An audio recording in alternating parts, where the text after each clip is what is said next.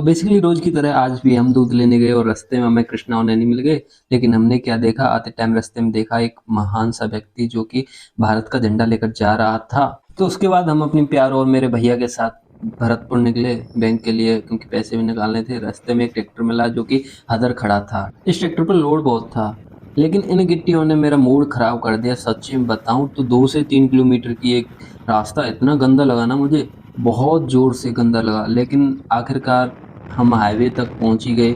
जैसे तैसे करके हमने गाड़ी चलाई, 6-7 किलोमीटर ड्यूरेशन में गाड़ी चलाई और हम हाईवे तक पहुंच ही गए आखिरकार। और हाईवे नज़दीकी था। सच्ची बताऊं ना, मैं इस रास्ते पर इतना ज़्यादा पक चुका था, इतना ज़्यादा कि मेरा मन ही नहीं कर रहा था इस रास्ते पर चलने का। लेकिन हाईवे पर जाकर मुझे थोड़ी शांति मिली। इसी रास्ते पर हमें एक हिस्टोरिकल पैलेस भी मिला जो कि हिस्ट्री से जुड़ा हुआ था। बेसिकली मिला हमें खानुआ, जहाँ पर बताया जाता है कि राणा सांगा और बाबर के बीच 1527 ईस्वी में एक युद्ध हुआ था।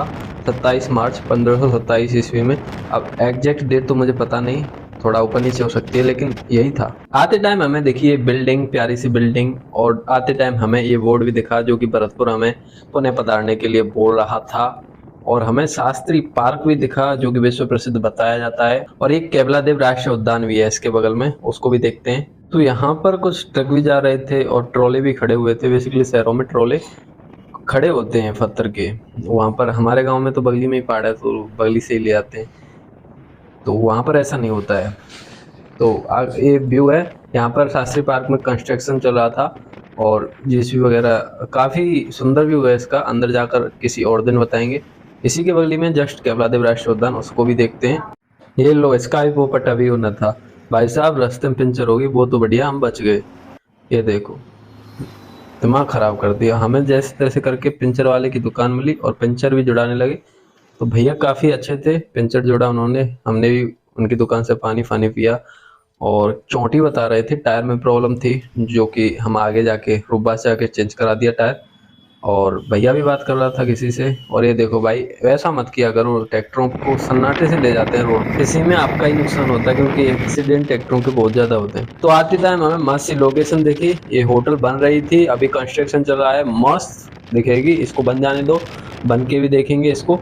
और उधर से फ्यूल की प्रॉब्लम आ रही थी, तो हमने सोचा चलो फ्यूल ही भरा लेते हैं मोटरसाइकिल में। तो मोटरसाइकिल में फ्यूल भराने के लिए गए, तो वहाँ पर बहुत ज़्यादा लाइन लगी हुई थी। लाइन लग के हमारा नंबर आया, तो हमने सोचा कि अब टैंक को फुल ही करा लेते हैं। तो भैया अभी टैंक को फुल कर रहे हैं।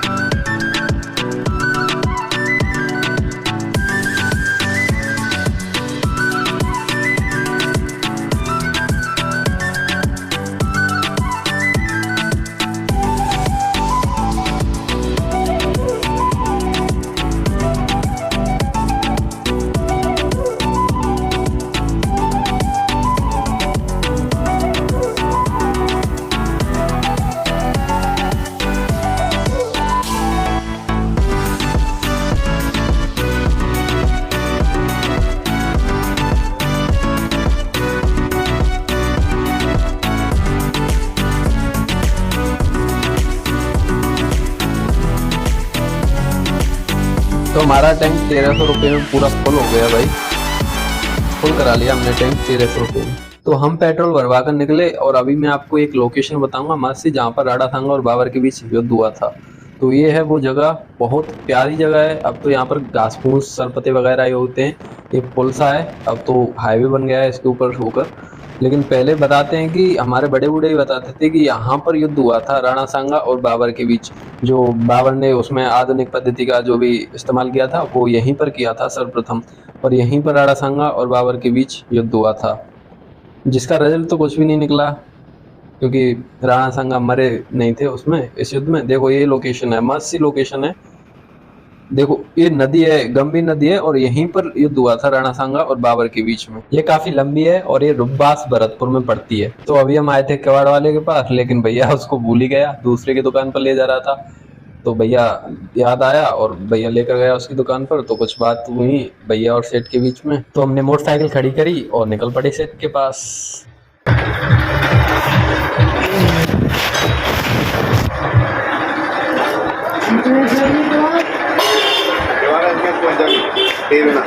तो नंबर ऐसा बोलो देखो कि वहीं वहाँ तो दिमाग खराब ही होगा। आज अगर तू नहीं आता तो ये घर आदमी भेजतो है।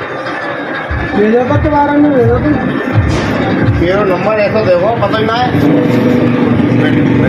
वो 63,512 पता ही ना है कैसा नंबर है यार। दिमाग खराब कर दो आने ऐसा नंबर नहीं देना चाहिए तो सेठ की दुकान में बहुत सारी किवाड़ थी, लेटरिन की भी किवाड़ थी, घर की भी किवाड़ थी, काफ़ी अच्छी अच्छी डिजाइनिंग थी। और उसके बाद हमने लिया पेंट और ये सिल्वर कलर का जो डब्बा था होता है वो।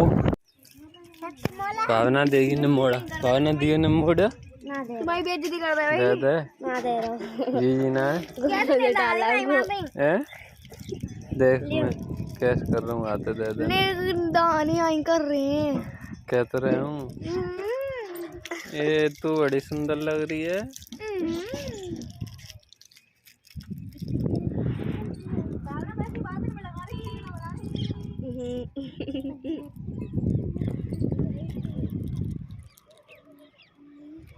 ओ भाई कितने टाइम ले रही है नकार वे में, नकार दो शर्म मोड़ा। एक क्या कर रही है गोलो, क्या कर रही है? ओ भाई चढ़ गई गोलो, चढ़ गई। शाबाश, गिर मत जाइयो। तो हमारे भैया ने चुटिया रखाई हुई है और ये काफी मस्त लग रही थी। इससे हाथ लगाए बाल सिल्की सिल्की लग रहे थे इसके, और ये काफी मस्त लग रही थी। इसने अंटे भी दे रखे थे इसमें काफी लंबी है, बहुत लंबी है भाई, लड़कियों के सवाल हैं इसमें तो काफी लंबी है।